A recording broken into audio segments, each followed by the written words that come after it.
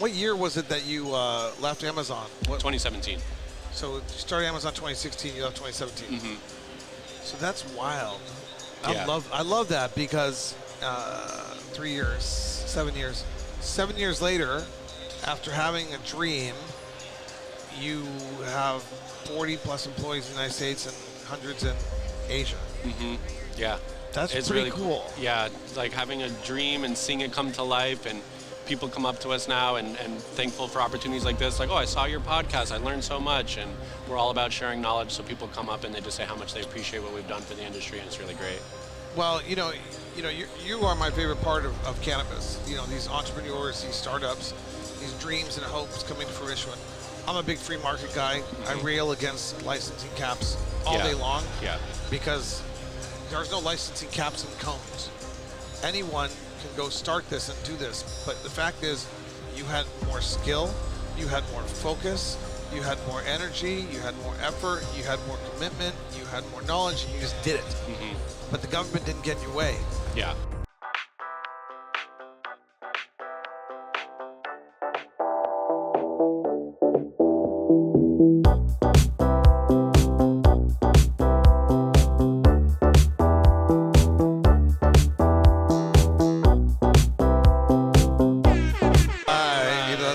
We are here back at Benzinga 2024 Miami.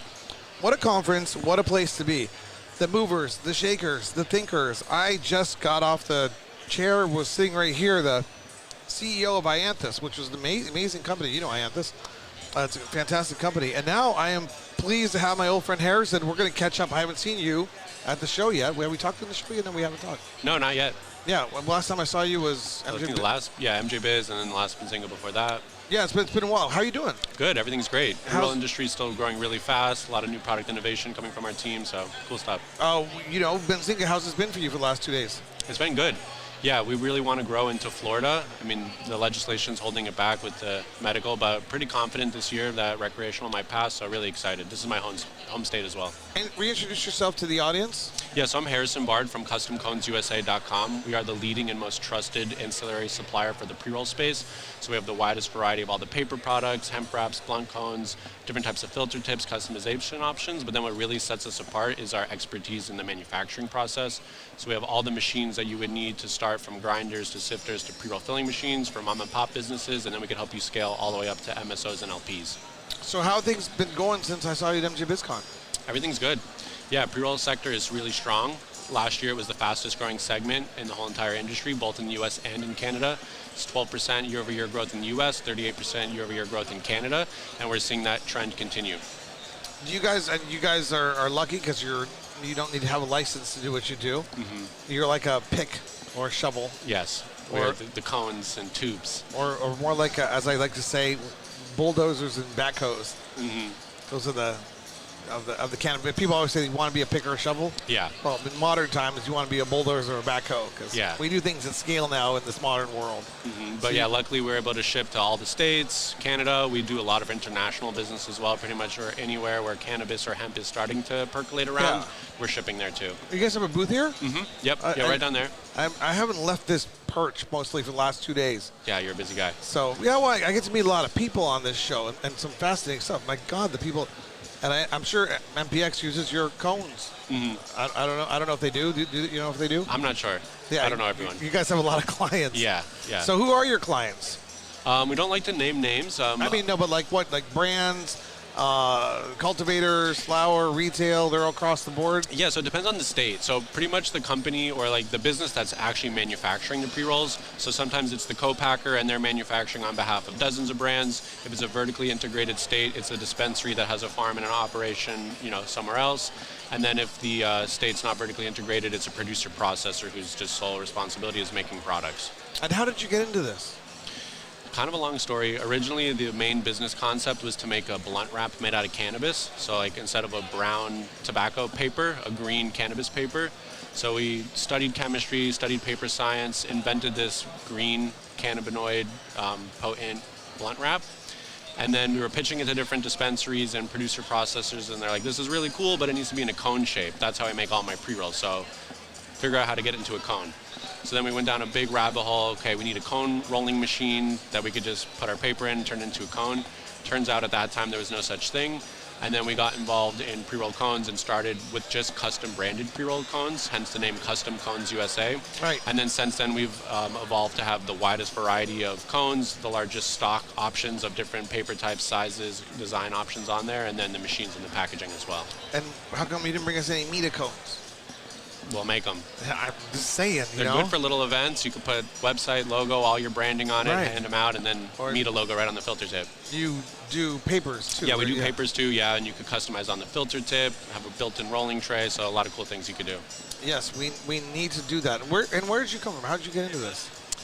Just by loving cannabis. What were you do? Oh, you just love cannabis, and then you... Yeah, so I grew up in Florida, went to school in North Carolina, and then I knew I wanted to be in the cannabis industry, so when choosing when choosing the state for my first kid job... knows what he wants to do when he grows up. Yeah, I remember... I'm still trying to figure that out. You're still a kid, you got time. Yeah, I know. I do feel as if I have time. I'm looking to start my second, third, fourth career. Yeah. Done a lot of things, but go ahead, sorry. But yeah, no, I just wanted to get involved in cannabis. So when I graduated college, I narrowed it down to Washington, California, or Colorado. Because those are the main recreational states besides Oregon, but didn't want to move there. Right. So I took a job at Amazon in e-commerce, just doing sales, operations, supply chain for large brands selling onto Amazon. I was specifically in the power tools category. And every day, me and my co-founder would talk about, let's quit, this place sucks. As hard as we were working there, we knew we could start our own business. And then the original idea was that cannabis-infused paper. And so we took the leap, quit on our pretty much 1-year anniversary, and then got to work on that. What did you guys do for like investment capital? How did you start? All self-funded. So we saved up a lot of money from Amazon, and then luckily we pivoted to the Custom Cones USA, and since it was custom branded cones, we would get a 50% deposit, create the custom order, so we were cash flow positive from the beginning, and then we've been able to be self-funded and maintain that. And where are you guys based out of now? In Seattle, Washington still. In Seattle. Yeah. Okay, cool. You have a few people working for you, helping you out? Yeah, we're over 40 people now. We're getting close. Oh, wow. Yeah, big that's team. So wild. Yeah, this that's is my just in the favorite. U.S. Sorry, go ahead. Oh, how many people do you have internationally? Our factory's in Indonesia, and we have hundreds of employees there. Well, when are we going? I want to go take a tour. Yeah, it's nice beaches over there, tropical vibe. Do you get over there a lot? We go at least once a year or once every other year. You're on a lot of Google Meets and stuff with them, with Zooms, whatever. Yeah, regular vendor meetings. We're really strict on quality control, compliance, QA, QC, so we have teams dedicated to that both in the U.S. and in Indonesia. Very cool. And what year was it that you left Amazon? 2017. So you started Amazon 2016, you left 2017. Mm-hmm. So that's wild. Yeah. I love that because 3 years, 7 years. 7 years later, after having a dream, you have 40 plus employees in the United States and hundreds in Asia. Mm-hmm. Yeah. That's it's pretty really cool. Yeah, like having a dream and seeing it come to life, and people come up to us now and thankful for opportunities like this. Like, oh, I saw your podcast. I learned so much. And we're all about sharing knowledge. So people come up and they just say how much they appreciate what we've done for the industry, and it's really great. Well, you are my favorite part of cannabis. You know, these entrepreneurs, these startups, these dreams and hopes coming to fruition. I'm a big free market guy. Mm-hmm. I rail against licensing caps all day long. Yeah. Because there's no licensing caps in cones. Anyone can go start this and do this. But the fact is, you had more skill, you had more focus, you had more energy, you had more effort, you had more commitment, you had more knowledge, and you just did it. Mm-hmm. But the government didn't get in your way. Yeah. There wasn't a barrier to entry that said, hey, you know what? You can't do this. And that's why licensing caps suck. Yeah. And you don't have to take opinion on it. You can be neutral. No, I do whatever. have a good data point on that, though. So was looking at brands, the brand count per state. So California obviously has the most, has a little bit over 900 brands. Was surprised to see Washington was second with about 875 brands. And then places like Illinois, which has double the population of Washington, only has 125 brands right now. Because they're really stifling competition, very friendly towards MSOs, but not friendly towards small businesses. And that leads to less quality products, less variety of products, higher price points, and is really like hindering and capping the market unfairly and unnaturally. Unnaturally. Mm-hmm. And then that's what it is. You want, and people are like worried about whether or not companies are going to survive. Imagine if, was anybody worried about whether your company was going to survive? No one cared about us. No, you just went out and did it. Yeah. And if you failed, you failed. There wasn't any government support of like licensing caps. You are a great example of how the world should work. Period. Thank you. I am thrilled. This is a Mita Unshackled moment. We have a shining example of how economics should happen. People don't appreciate. It's not that they don't appreciate. Some people get tired of my spiel, my shtick, which is basically like, free market economics. We need opportunity. We need hopes. We need dreams. We need government to get out of the way. We don't need social equity licensing. Maybe social equity grants and taxes being allocated to social equity, but we need barriers to entry, licenses, unrestricted free market. That's what we need as human beings, as patients, as consumers, and everything will work out fine. And guess what? Look at you. You're just fine. Yeah, and eventually the people do have their way. So like states like Illinois, like those MSOs are struggling, and more brands will eventually be allowed. More social equity licenses are being applied or granted now, and other licenses in general. But they're just like, they delay it, and it's not good for the customer. They're paying more for a lower quality product. But eventually, luckily in the U.S., eventually the people do win out, and there is the will of the people. I like you. I really do, because you just say it effortlessly, and people trust you. I always feel like people are like, he's too emotional. We're saying the same thing. I just get a little emotional about it. Well, You're fired up. I get fired up about it, and I didn't used to, except for I've had 12 years understanding the cannabis industry and learning and understanding what 50, 60 years of government prohibition, mismanagement, bad ideas can do to a plant, to a community, to healthcare options that people deserve. Government cannot be trusted. Dictatorships, democracies, Republicans, Democrats, apartheid, all of them poo-pooed Indonesia.